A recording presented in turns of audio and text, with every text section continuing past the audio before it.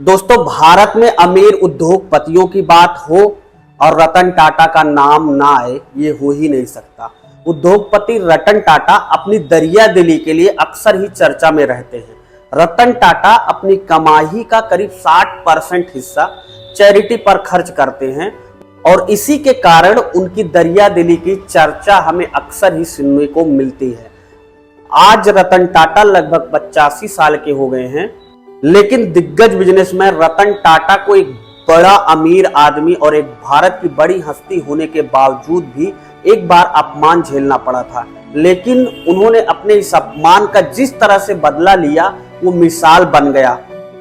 आखिर क्या है रतन टाटा के इस अपमान की कहानी और कैसे रतन टाटा ने इस अपमान का बदला मुंह से ना कहकर बल्कि अपने काम से लिया?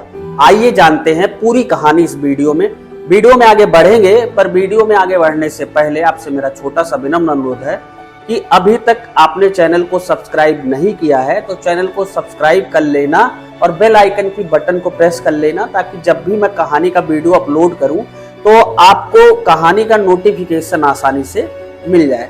आइए जानते हैं पूरी कहानी की क्या कहानी थी जिसकी वजह से रतन टाटा को बेइज्जत होना पड़ा था और उनका शर्म से सर नीचे हो गया था। लेकिन उन्होंने अपने काम की वजह से उस शख्स को ये बताया कि नहीं, अगर दिल में मेहनत है, दिल में जज्बा है और दिल में जोश और जुनून है तो कुछ भी किया जा सकता है, कुछ भी पाया जा सकता है। दोस्तों, 1990 के दशक में रतन टाटा ने अपनी टाटा मोटर्स के जरिए टाटा इंडिका को लॉन्च किया, लेकिन इसकी लॉन्चिंग फ्लॉप रही और उन्हें अपनी कार डिवीजन को बेचने का फैसला करना पड़ा। इसके लिए रतन टाटा ने साल 1999 में फोर्ड मोटर के चेयरमैन बिल फोर्ड से डील करना चाहा। बिल फोर्ड से उन्होंने कहा कि भैया, हमारी जो ये यूनिट है कार मैन्युफैक्चरिंग की, वो बहुत घाटे में चल रही है, इसलिए आप इसको जो है परचेज कर लीजिए, खरीद लीजिए। वो इसके लिए अमेरिका भी गए, लेकिन अमेरिका में बिल फोर्ड ने इस सौदे को लेकर रतन टाटा का मजाक उड़ाया और उनका मजाक उड़ाते हुए, उनका अपमान करते हुए कहा, जब तुम कुछ जानते नहीं हो कि पैसेंजर कार को कैसे मैन्युफैक्चरिंग करना है, किसमें क्या चीजें लगनी है, जब तुम्हें इस धंधे के बारे में कोई नॉलेज नहीं है तो तुमने पैसेंजर कार का डिवीजन क्यों शुरू किया? अगर मान लो मैं ये डिवीजन खरीद भी लेता हूं और तुम्हारे साथ ये सौदा कर भी लेता हूं तो ये मैं तुम पर बहुत बड़ा एहसान करूंगा। बेमिसाल व्यक्तित्व वाले रतन टाटा इस अपमान और इस बेइज्जती के बाद भारत वापस लौट आए।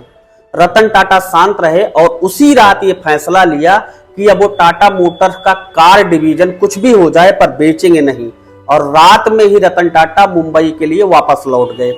इसके बाद उन्होंने इस अपमान को लेकर कोई जिक्र नहीं। अब रतन टाटा ने इस अपने हुए अपमान, जो उनकी बेइज्जती हुई, उसको कभी किसी से जिक्र ही नहीं किया, किसी से कोई बात ही नहीं की कि मेरे साथ फोर्ड कंपनी के मालिक ने कुछ इस तरीके से बदतमीजी की और मुझे कुछ इस तरीके से नीचा दिखाने की कोशिश की। उन्होंने अपना पूरा ध्यान कंपनी के कार डिवीजन को बुलंदियों पर पहुंचाने में लगा दिया। इस घटना के लगभग 9 साल बाद यानी 2008 में उनकी टाटा मोटर्स दुनिया भर के मार्केट में छा चुकी थी और कंपनी की कार बेस्ट सेलिंग कैटेगरी में सबसे ऊपर आ गई थी। अब इस समय तक फोर्ड मोटर के मालिक बिल फोर्ड के नेतृत्व वाली फोर्ड मोटर्स की हालत बहुत खराब हो चुकी थी।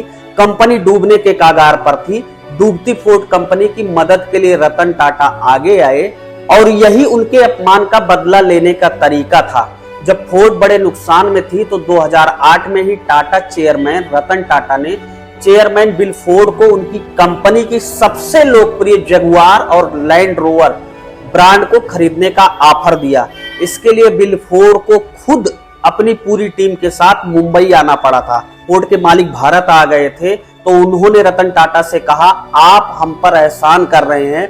मुंबई में रतन टाटा के ऑफर को एक्सेप्ट करते हुए बिल फोर्ड ने रतन टाटा को थैंक यू बोला और कहा, आप जैगुआर और लैंड रोवर सीरीज को खरीद कर हम पर बहुत बड़ा एहसान कर रहे हैं। अब फोर्ड के मालिक का मुंह बना का बना रह गया था। अब आप सोचिए कि एक ऐसा उद्योगपति जो इतनी बड़ी हैसियत होने के बाद भी अपने मुंह से नहीं बल्कि अपने काम से, इस प्रकार से रतन टाटा ने अपने मुंह और बिना झगड़ा लड़ाई या बिना किसी को ये बात फैलाए हुए अपने काम से ही फोर्ड के कंपनी को मालिक को जवाब दे दिया था कि अगर आदमी के अंदर इच्छा शक्ति है और उसमें गट्स है कुछ करने की तो वो कर सकता है। दोस्तों, ये छोटी सी कहानी रतन टाटा की आपको कैसी लगी, हमें कमेंट बॉक्स में अपनी राय जरूर बताइएगा। मिलूंगा ऐसी एक नई कहानी के साथ आपको जल्द ही। तब तक के लिए जय हिंद, वंदे मातरम।